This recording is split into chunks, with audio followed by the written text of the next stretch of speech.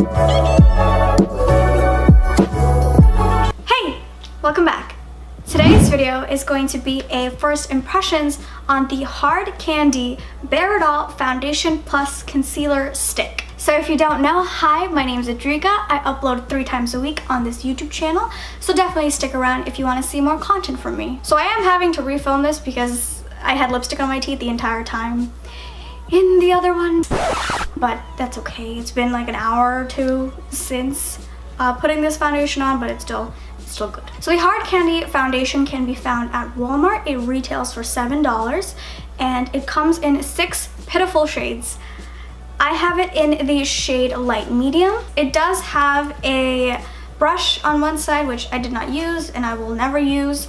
You can if you want to, but that's just not my preferred way of application. So this foundation does have 0.4 ounces of product or 11.35 grams. And don't compare this stick foundation to a regular foundation saying that you get less product. A regular liquid foundation comes in fluid ounces and this comes in regular ounces. You can't compare the two, they're 2 different measurements. So I'm just gonna read the claims of this foundation now. So this claims to provide ultimate coverage in just 1 swipe. Creamy blendable formula, can be used as a concealer, comes in convenient dual-ended packaging with brush applicator. They are cruelty-free, if you're wondering. Of course, I only use cruelty-free products on this channel and I only do buy cruelty-free products. So if you're wondering how much product you get in this foundation, you get about that much. So that is how much product you're getting. This is only the 2nd stick foundation I've ever used. The first one was a Flower Beauty one, which I completely despised, but this is only the 2nd stick foundation I'm putting on, so hopefully the stick foundations do work out for me. I do have oily, acne-prone, hyperpigmented skin, if you're wondering, so I will really be putting this foundation to the test to see if it's long-wearing, long-lasting, anything like that. It does not claim to be long-wearing or long-lasting, but of course, you want to get the most out of your foundation. All the products talked about in this video and whatever else is on my face will be listed in the description box down below, so definitely check it out if you want any of the product links. Before I begin, please make sure to subscribe to this channel, like and comment on this video, and don't forget to hit the bell notification so you won't miss any of my uploads. So if you want to see how the Hard Candy Bare It All Foundation Plus Concealer Stick applies and wears throughout the day, then just keep on watching. Okay, so I've already primed my face with the Catrice Prime and Fine Pore Refining Anti-Shine Base, just because I've been a little bit more shiny, and the Becca primer is still very, very nice, but I just need a little bit of extra reassurance now that it's 80 degrees outside and I'm sweating my balls off, and yeah. Don't ask me why I'm wearing a sweater in 80-degree weather, okay? Don't ask me. If you hear the ice cream truck, I'm sorry. It's been here for like 20 minutes and it hasn't left yet.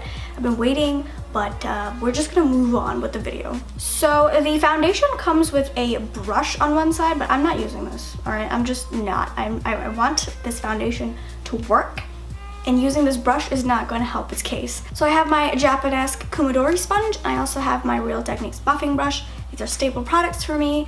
I'll be doing half and half. I don't know how well it's going to work with a sponge, but one can always try. So it comes in a stick form, obviously. One side is the foundation. It already has a decent bit rolled up, so I think I'm going to start off with this side of my face first.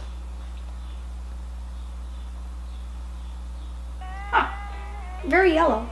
That's good. It is a little bit draggy, not overtly like dry, but it is just a little bit draggy, not really too creamy. First of all, can I just say my pores look disgusting here from this. This might be a little bit dark. All right, so I'm gonna start off with a brush because I think that will help me out the most.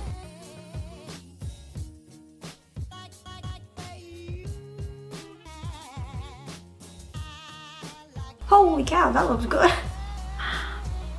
It's blending very smoothly. It's not, you know, dragging or taking too long or sticking into one place. It's smoothing out right now, and moving about the face. That doesn't actually look too dark now that I'm blending it out. I could see this foundation being a problem to blend out if I put on the NYX loose powder on top of the primer. That powder trick does make the foundation kind of stick to areas more, makes it more matte and just kind of harder to blend out. Okay, don't use this if you have dry patches. It's sticking on to kind of like the scabbing pimples that I have. Okay, it's gross, but we all have them, and it's kind of created like a ring of dry patches, but everywhere else looks good. It has kind of like a natural smooth finish, not too matte, not too dewy.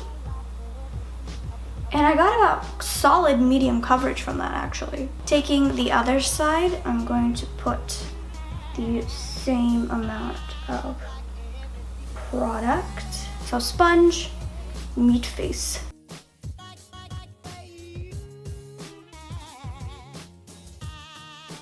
It is blending out with a sponge. It's not like not blending and not moving with the sponge.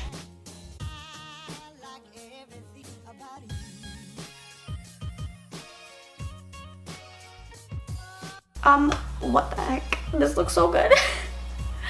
This is my first time trying a foundation from Hard Candy. I tried the Glamouflage concealer. I don't know where it went, by the way. It's like disappeared. It's not like I threw it out. That was really heavy for my under eye, but I wanted to try it for spot concealing. But now I can't even find it, so I can't even try it for spot concealing. Okay, yeah. See, I had a really major pimple that was scabbing right here. It's not helping that area out. But everywhere else, it's very smooth, natural finish. I'm actually gonna do a second layer just on my cheeks to see if it will build or kind of just get nasty. And just a little on the chin. Just in those areas. This is so easy to take on the go. I'm actually gonna smooth that over with a sponge, not the brush, because if it works with a sponge, and it really doesn't take away much of the coverage either, I think I prefer the sponge. Oh yeah, that totally built. This is like really high medium coverage, maybe low full coverage. So this is what my face looks like unset. This is just the foundation and nothing else.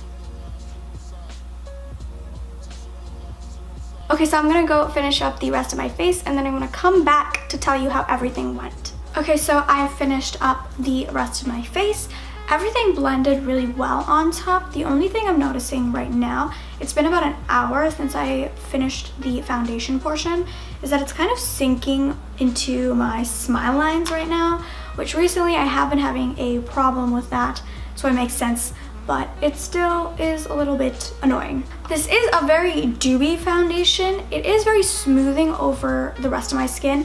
It does cling to dry patches, so if you have dry skin with dry patches, I don't think this foundation will really work out for you. If you have any scabbing acne spots, if you have a lot of them constantly, this is probably not gonna work out. But everywhere else, my skin looks so healthy and dewy and smooth.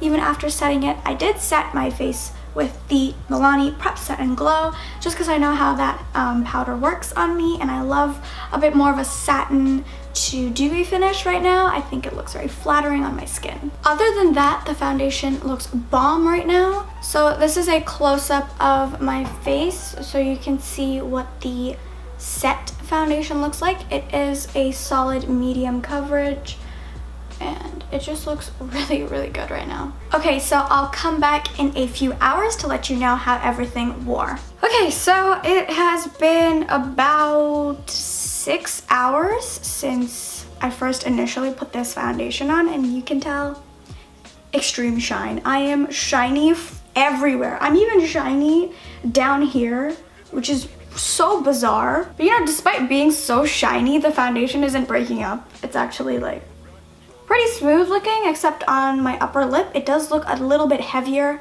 and a little bit cakier than what it was before, but it still looks really good in terms of just wearability and not shine. I'm debating on whether I should touch up or not because this is insane amounts of shine This is probably the shiniest I've been in a while. So I think I will actually touch up because this is a lot. This is a lot. So I also want to mention that since there's only 2 hours left in my wear test, I already know how this is going to look in 2 hours. It's going to look exactly the same. But I will touch up on camera just to see if things will cake up or ruin the foundation underneath or not. But before that, I'll give you a really close-up shot of my face so you can see how shiny I am. You could probably fry eggs on my face right now. It's really bad. It's really bad right now. But you can see that it's not actually breaking up. So I'm just going to touch up on camera with the exact same powder that I used. I will just be using that same powder literally all over the face. Let me do half just to show you the difference first. So there you go, half is touched up, half is not. I can see that it's a little bit heavier than what it initially was, but nothing too much. So I think I'm just going to touch up this side of my face as well. This does not claim to be long lasting or long wearing or any of that. So I guess I can't really knock points for it, but that just is a shame because it looked so beautiful. I'm definitely still gonna try it with different primer combos just to see if it will prolong the longevity of it. Okay, so this is what the foundation looks like completely touched up. You can see that it's still very smooth. It's a little bit heavier. It's a little bit transfery, a little sticky to the touch, but it still looks pretty good. Pretty good. This would definitely be a foundation that I have to touch up during the night or day whenever I'm wearing it. So I'm just gonna wrap up my review now. My final thoughts on this foundation is that it's very nice on the skin. It blends and sinks in and becomes very skin-like and one with the skin, but it does have a problem with longevity. And I'll definitely be trying out different powder combos and primer combos just to see if I can make it last a little longer. It's definitely very smoothing. It was so quick to apply to the face. Just swipe it on my face and blend it and go. Both types of application, the sponge and the brush, worked beautifully for this foundation. And I think they really do need to expand their shade range because this does seem to be a very good formula. I don't recommend it to people who have dry patches because it does cling to those areas and it does not look very nice, or kind of more like scabbing acne spots.